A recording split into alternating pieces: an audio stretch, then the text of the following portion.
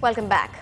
48 hours is all the time 32 hotels in Chennai that were sealed on Friday have to clean up their mess. 6 of these eateries are on the Secretariat premises. Health officials say food was cooked and served in unhygienic conditions and the handlers had no licenses. Corporation officials said notices issued to these hotels asking them to improve the hygiene and sanitation conditions were not taken seriously. Residents of crime-prone KK Nagar live in fear. The spate of murders, especially the recent one of a 42-year-old woman, has now thrown the spotlight on security in the area. That's right, many apartment buildings don't even have a watchman. Those that do have elderly security guards who don't serve any purpose. I met some terrified residents, some of whom saw the possible murderer slinking away. 42-year-old woman, the 7th murder case this year. The city police claim to have gathered vital clues. We have very good leads, so just wait for some time, we'll crack the case. While police say they may be close to cracking the case, residents of the apartment are still recovering from the shock. And why not? Most of the people living in the houses and apartments on this street don't even have a single security guard. A closer look reveals that the victim's apartment itself looked very accessible with no security presence nearby. Residents obviously are very concerned. There is a fear factor. Everyone is very worried.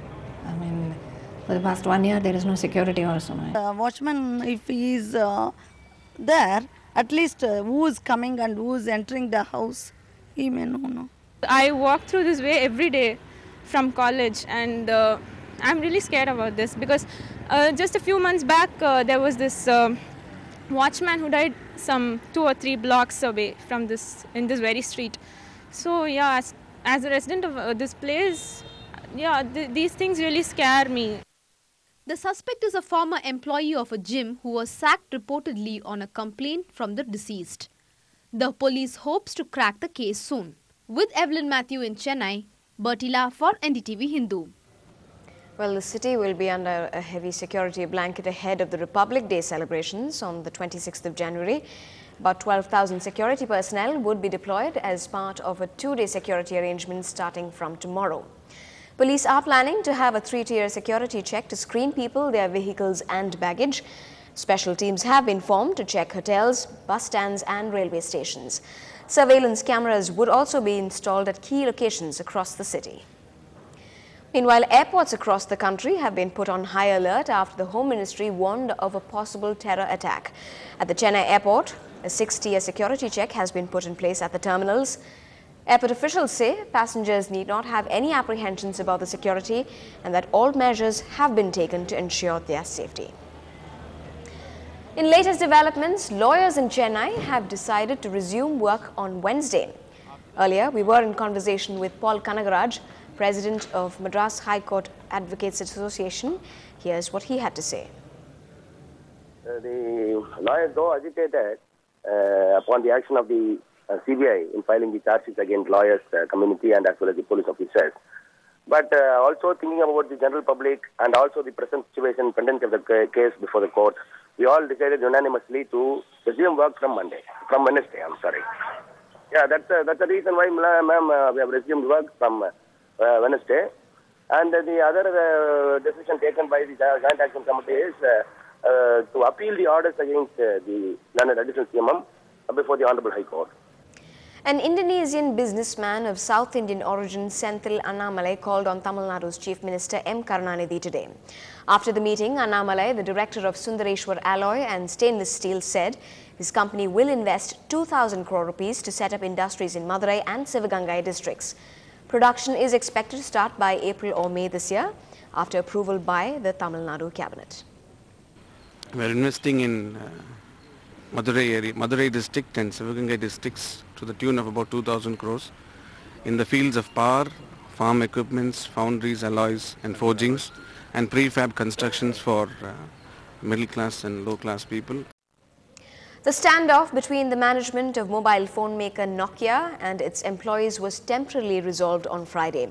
Workers at the Nokia factory in Sri Perambuttur have agreed to return to work. They protested after some employees were suspended for daring to question their transfer to another unit. 8 hours of talks at the Labour Commissioner's office ended the standoff between the employees and the management of Nokia. Workers went on a strike after 63 colleagues were suspended for questioning the management's decision to shift an employee. Normally, the workers say that all the workers should go in. No, there shall not be any suspensions hereafter. But the management is very strong. And so we have to make some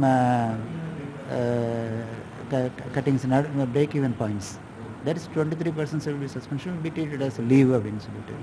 Now the workers are not fully convinced.